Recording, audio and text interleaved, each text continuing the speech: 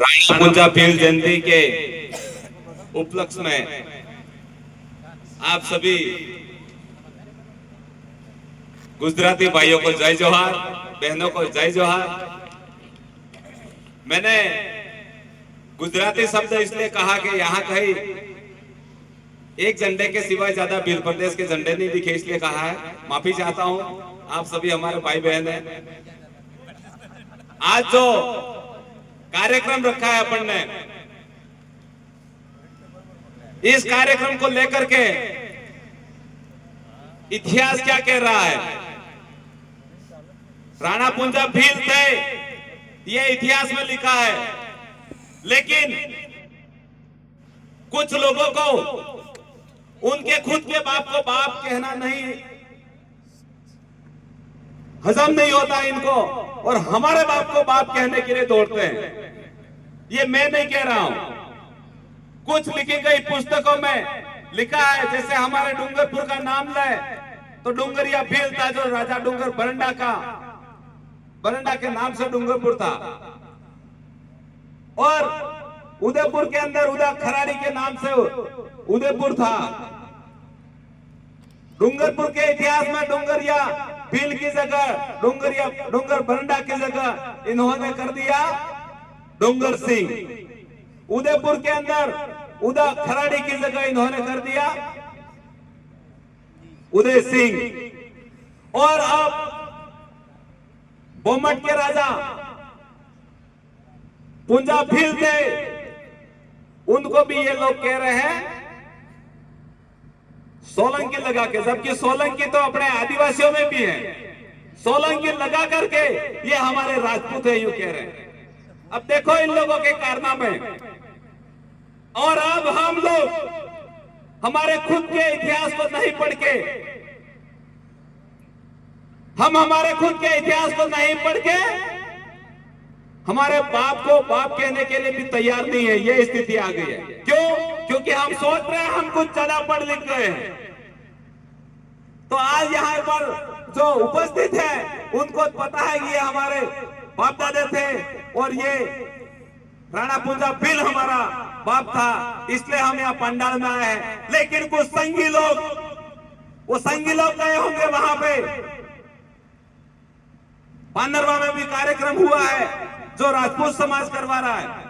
मैं कहना चाहता हूं कि ये जो हमारा पंडाल है, उस पंडाल के अंदर प्रत्येक भाई बहन वडील जो भी बैठे हुए हैं, आप सभी हमारे इतिहास को ध्यान में रखते हुए हमारे समाज के कार्य को आगे बढ़ाए।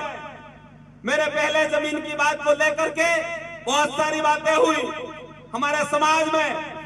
जैसे अपनी भाषा में कहते हैं, हमें डोंगरा अगर बारो लावो एक लाकड़ी दो गट्ठो बादीन वना भारा ने अगर एक हाथे कापड़ा ने कोशिश करोगा तो पेलो भारो नहीं को पाएगा। अगर ना भारा में हो एक ने एक लाखड़ो अलग अलग काड़ी काड़ी कापड़ा ने कोशिश करेंगे फटाफट कपाई जाएगा। अगर आपरो समाज अना भारा वजन रेजू ते वसंगा नहीं तो जोई लो सरकार ने कारनामा। केवड़िया यहाँ से कितना दूर है, वहां पर कितने गांवों को उठाया। हमारे पास में 2 गांवों को उठाने की कोशिश में ये कुंडा वगैरह। और मैं भी उस धरती से आता हूं जिस गांव में बुलेट ट्रेन के लिए रास्ता निकालने की साजिश चल रही है। वहां से मैं भी दुखी हूं, यहां से आप दुखी हो, वहां केवड़िया वाले दुखी हैं। और तो और बांसवाड़ा के अंदर भी पावर प्रोजेक्ट के नाम से आदिवासियों को उठाया गया है। तो सरकार की जो साजिश है वो खत्म करने के लिए हम सभी भाइयों को एक होना पड़ेगा। ना आप गुजराती हो, ना मैं राजस्थानी हूं, हम आदिवासी हैं। चाहे महाराष्ट्र का हो, चाहे मध्य प्रदेश का हो, लेकिन हर बड़े प्रोग्राम में हमें दिल से जुड़ना पड़ेगा। यहाँ पर बुलाने के लिए विशेष मुझे कोई संदेश नहीं मिला था, लेकिन मुझे पता था वहां मेरा समाज बैठा है और उस समाज के बीच में जाकर के मुझे बैठना है। मैं बिन बुलाए मेहमानों की तरह आपके बीच में आया हूं। ये आपके अंदर भी खून होना चाहिए। जो हमारे वहां कोई कार्यक्रम हो, चाहे हमारे गांव को उठाने का कार्यक्रम हो, चाहे सामाजिक जनजागरण का कार्यक्रम हो, लेकिन आप सभी को वहां पहुंचना पड़ेगा। अब राजनीतिक बात करने जाए, राजनीति हमारा भविष्य तय करती है, इसलिए हम सबको राजनीति करनी पड़ेगी। राजनीति हमारा भविष्य तय करती है। क्यों? क्योंकि जो भी कायदे कानून बनते हैं वो संसद भवन और विधानसभा में बनते हैं। हम यहाँ गला फाड़ फाड़ के बोलते हैं, लेकिन हमारी बात कोई नहीं सुनता है। तो साथियों, विशेष करके माता बहनों से कहना चाहूंगा, क्योंकि आप कुछ ज्यादा ही मानसिक गुलाम हो, बुरा नहीं लेंगे, लेकिन सत्य बात बोलनी पड़ेगी। मानसिक गुलाम मैंने इसलिए कहा कि महिला को सबसे पहले हर जगह एडवर्टाइज के रूप में आधे कपड़ों में ही लटका दिया है। कई जगह आपने देखा होगा, चाहे कोई दुकान हो, चाहे कोई कॉलेज यूनिवर्सिटी हो, हर जगह महिला को आगे किया गया है, क्योंकि महिला की कुछ ज्यादा चलती है, यूं इनको भी पता है। महिला की ज्यादा चलती इसलिए है, महिला के दो दो काटे होते कि नहीं होते? एक तो 11 था पियर माने हारिम फेर था, तो आदमी करते तमा मुठी हो खिजाई जाओ ना, क्यों हंसी बात तक क्या ही पड़ेगा। आदमी करते तमा मुठी हो, अगर तमार घर में विवाह करवा कनिक सुरीन जोवा वाला आवे या पसे हगाई करवा वाला आवेगा, 5 जन इस घर में वो ये तमो तय करोगा हो रकम जुजे पांडे भले 50-60 आदमी बेलाई लेने भी तमो सलवा दियो ने એટલે પેલાય મન કહે સોચી સમજી સાજિશ કીધી હે અણ્યંત કટલા વ્રત આલો જેવી રીતે કોરોના ટાઈમ માં મોદી સાહેબે કીધું થાળી બજાડો કોરોના નાહી જાયગા એમ મોદી સાહેબે કહેજો એટલે ફટાફટ થાળી બજાડજી એટલે મોદી સાહેબે ગમ પડી ગયો હા बहुत जने बेवकूफ है जो वैज्ञानिक विधि को नहीं समझ के थाली बजा के कोरोना पका रहे। इन मूर्खों को और मूर्ख बनाओ। यूं करके हमारे को हर 5 साल 10 साल में हमारी परीक्षा ली जाती है, और ये सरकारें परीक्षा ले रही हैं। जिस तरीके से हमारे इलाके में प्राइवेट स्कूलें आई, हमने विरोध नहीं किया, हमने सोचा हमारा बच्चा रख देते हैं पढ़ लेगा, हमने विरोध नहीं किया। लेकिन हमने ये नहीं सोचा कि हमारा बच्चा प्राइवेट स्कूल में पढ़ाएंगे तो हमारा बच्चा किस स्कूल का टीचर बनेगा, क्योंकि वहां तो स्कूलें ही खत्म हो जाएगी। हर जगह अगर प्राइवेट स्कूलें हुई तो हालत खराब हो जाएगी। इसलिए घर में ज्यादा शक्तिशाली आप महिला हो।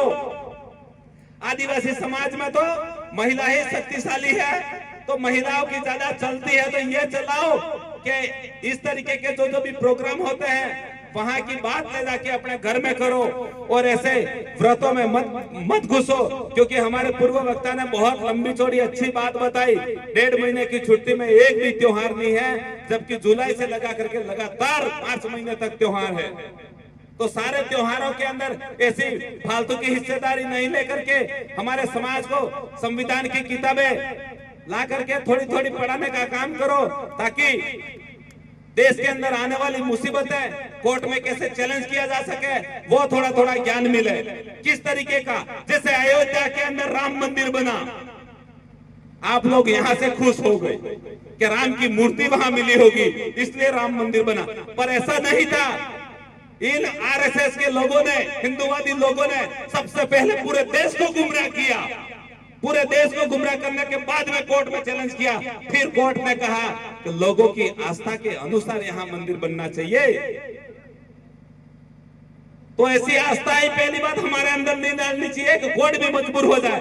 हमें हमारे अंदर ऐसी आस्था मजबूत करनी चाहिए कि जिस तरीके से बिरसा मुंडा हो या फिर राणा पुंजा हो, जिस तरीके से जयपाल सिंह मुंडा हो, इन लोगों ने जिस तरीके की आवाज उठाई, वो आवाज हमारे दिमाग में घुसेड़नी चाहिए। वो आवाज कोर्ट तक जाए और हमारी जल जंगल की जमीन को हम बचा सके। अगर ये कारवा अगर रुक जाता है तो हमारी आने वाली पीढ़ियां बहरी और गूंगी पैदा होगी, क्योंकि हम ही लड़ना नहीं जानेंगे, हमारे बच्चों को क्या सिखा के जाएंगे। इसलिए हर घर से भगत सिंह बनना चाहिए, हर घर से राणा पुंजा भील बनना चाहिए, और हर घर से जयपाल सिंह मुंडा बनना चाहिए। मैंने इनका नाम क्यों लिया?